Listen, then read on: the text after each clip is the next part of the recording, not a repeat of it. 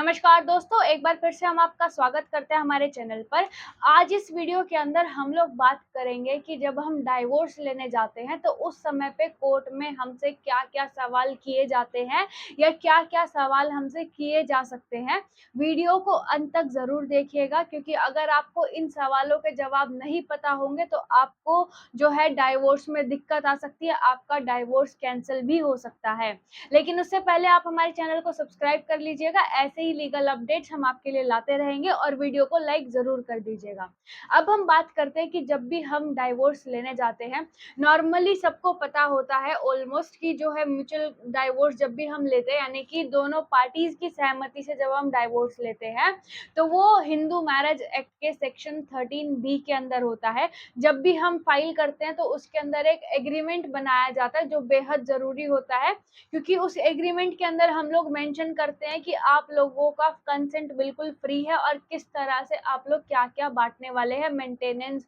बच्चे कौन रखेगा, यानी कि आगे का किस तरह से आपकी लाइफ़्स होगी, एक-दूसरे पे कोई केस करेगा या नहीं करेगा। अगर आपको डाइवोर्स एग्रीमेंट के बारे में जानना है तो हम डिस्क्रिप्शन में लिंक दे देंगे, आप वहाँ से देख सकते हैं।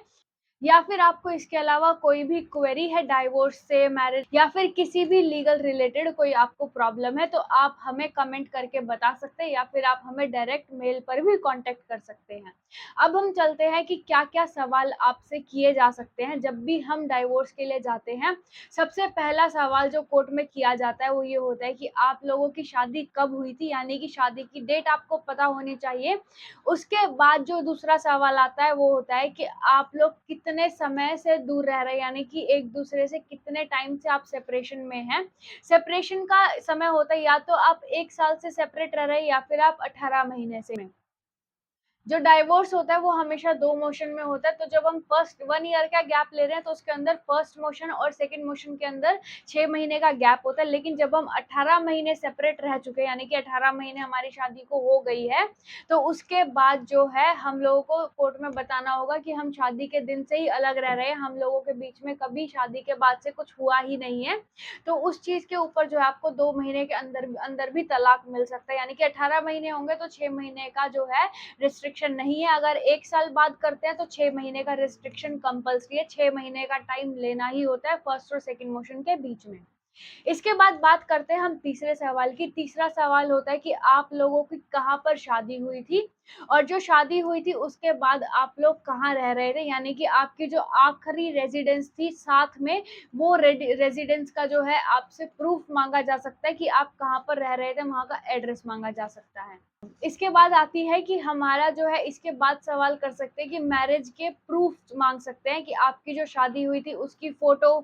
या फिर जो शादी में हम लोग कार्ड बँटवाते हैं उसकी फ़ोटो, या फिर इसके अलावा आपका शादी का रजिस्ट्रेशन, यानी कि एक मैरिज रजिस्ट्रेशन होता है, उसको भी माँग सकते हैं। अगर आपके पास मैरिज रजिस्ट्रेशन नहीं है तब भी एक बार को चल जाएगा, लेकिन अगर आपके पास फ़ोटो या कार्ड नहीं है तो वो चीज़ एक्सेप्टेबल नहीं होगी कोर्ट के अंदर, क्योंकि नॉर्मली शादी में हमेशा फ़ोटोज़ क्लिक की जाती है, हर कोई फ़ोटो क्लिक करवाता है और कार्ड आजकल ऑनलाइन मिल ही जाते हैं, यानी कि दोबारा प्रिंट हो ही जाता है, तो वो चीज़ भी आप करवा सकते हैं। इसके बाद बात आती है कि अगर आपके पास जो शादी का कार्ड नहीं है या फिर आपकी शादी को टाइम हो गया, आप काफ़ी टाइम बाद डाइवोर्स ले रहे हैं, तो उस चीज़ के ऊपर भी आपके पास सॉल्यूशन है। आप वो कार्ड ना लगाकर उसकी जगह पे एक एफ़िडेविट लगा सकते हैं कि हमारी शादी को बहुत टाइम हो गया है और जो कार्ड है अब हमारे पास अवेलेबल नहीं है।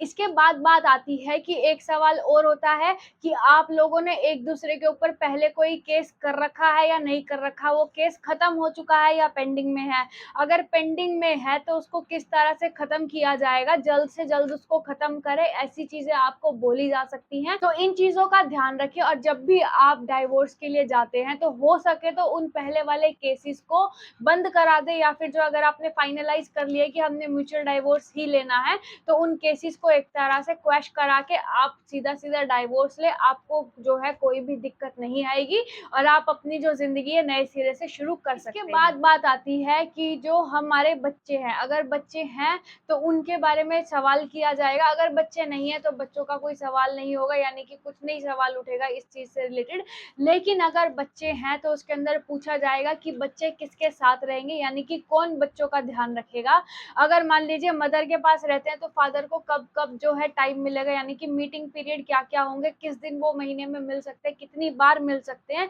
ये सब सवाल उनसे किए जाएँगे। उसके बाद सवाल आता है कि जो आप लोग एग्रीमेंट लगाएँगे, मतलब आप म्यूचुअल डाइवोर्स जो ले रहे हैं, म्यूचुअल कंसेंट से, एक-दूसरे के कंसेंट से, वहाँ पे आप एग्रीमेंट लगाएँगे। उसके अंदर आप जो एग्रीमेंट है वो नोटरी खुद से भी करवा सकते हैं, यानी कि आपसी सहमति से खुद भी एग्रीमेंट नोटरी करके बनवा सकते हैं। नहीं तो आप जो है मीडिएशन सेल से भी वो एग्रीमेंट बनवा सकते हैं। वो आपकी मर्ज़ी, आप कहाँ से बनवाना चाहते हैं। उस एग्रीमेंट के अंदर क्या-क्या बेहद ज़रूरी है मेंशन करना, उसके लिए आप हमारी वीडियो देख सकते हैं, डिस्क्रिप्शन में लिंक हमने दे रखा है। इसके बाद जो हमारा सवाल आता है, ये आता है कि कोर्ट आपसे ये भी पूछ सकता है कि आप लोगों के बीच कोई भी चांस रह रहा है, यानी कि ऐसा कुछ है जिससे कि आपका रिश्ता जो है रिस्टोर हो सकता है, तो उसके बाद आपको उस सवाल का जवाब देना होगा। अगर कोर्ट में ये लगता है कि 1% भी चांस है, तो वो आपको काउंसलिंग के लिए भेज सकते हैं, यानी कि एक मौका लेना चाहते हैं, वो एक मौका ज़रूर लेंगे कि आपका जो रिश्ता है वो वापस से रिस्टोर हो जाए। इसके बाद जो आखिरी सवाल रह जाता है वो ये होता है कि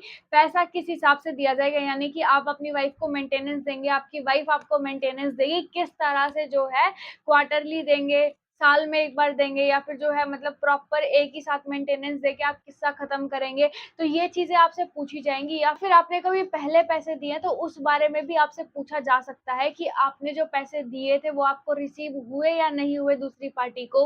और सबसे बेहद जरूरी बात ये आती है, जब भी आप अगर अपनी वाइफ को या अपने हस्बैंड को पैसे देते हैं, ना ही चेक के थ्रू दे, ना ही कैश दे, क्योंकि अगर आप कैश देते हैं तो उसको प्रूव करना मुश्किल हो जाता है, लेकिन अगर आप चेक के थ्रू देते तो आपके ऊपर रिटर्न में केस हो सकता है कि आपने जो है चेक दिया था वो बाउंस हो गया। चाहे वो बाउंस हो या ना हो, लेकिन वो बाउंस बोलकर आपको जो है परेशान किया जा सकता है एक बार को। तो सबसे बेहतर यही रहता है कि आप डीडी के थ्रू पेमेंट करें। डीडी का मतलब होता है डिमांड ड्राफ्ट। डिमांड ड्राफ्ट अगर आप 1 लाख का भी बना रहे हैं या फिर 2 लाख का भी बना रहे हैं, तो एक तरह से उसको 2 लाख का नोट माना जाएगा, क्योंकि उसको जो है जब भी वो डिमांड ड्राफ्ट लगाते हैं तो वो अपनी वाइफ के अकाउंट में डायरेक्ट मनी जाएगा, उसके अंदर कोई भी चांस नहीं होता केस होने का। इसके अलावा बात आती है कि क्या कोर्ट इनके अलावा भी कोई सवाल कर सकता है, तो हाँ, कोर्ट इनके अलावा भी आपसे सवाल कर सकता है। जब भी कोर्ट को ऐसा लगता है कि जो रिश्ता है वो अभी रिस्टोर हो सकता है, या फिर जो है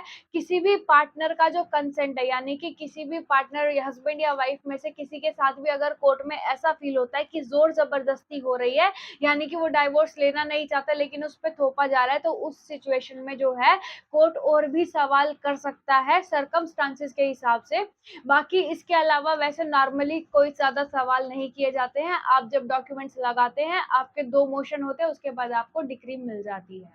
आज की वीडियो में सिर्फ इतना ही। ऐसे ही लीगल अपडेट्स के लिए आप हमारे चैनल को सब्सक्राइब कर लीजिए, वीडियो को लाइक कर दीजिएगा, और अगर आपको कोई भी प्रॉब्लम है, यानी कि आप कोई भी सवाल आप हमसे करना चाहते हैं, तो आप हमें कमेंट कर सकते हैं, हम आपका रिप्लाई जरूर करेंगे। Thank you so much.